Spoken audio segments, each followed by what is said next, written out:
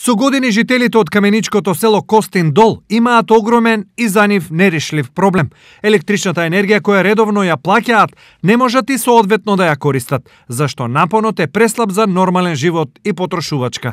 Во наше село, единствено село е во општина Каменица, што ние имаме слаба струја скроз слаба струја.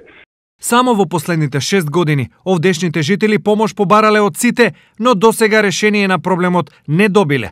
Комуникацијата ја почнале од Евана Делчево и ја завршиле во централата во Скопје, но струја како што треба и понатаму нема. Соберете на броеви кои се мисля корисници на бројовата, име и презиме, матични броеви на сите корисници. Имаме соберано тоа, поднесено имаме некаде околу 10 до 15 јануари оваа година. И ќе биде, поднесете барање, ќе биде. Добро, ќе биде. Што биде од тоа? Ништо не биде. Костиндол е село од разбиен тип, со околу 120 жители.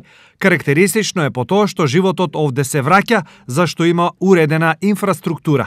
Од тука интереси на општината е проблемот со струјата да се реши. Како општина сме запознаени со проблемот на жителите во однос на слабиот напон кој што го имаат во нивната електродистрибутивна мрежа, меѓутоа баш като што излегува од нашите ингеренции, но сепак во постојана комуникација сме со Евана, подрачната единица од Делчево, и се прават максимални напори да им се излезе во пресвет на граѓаните. Дали Евана после толку реакции и барања конечно ќе најде решение за овој проблем?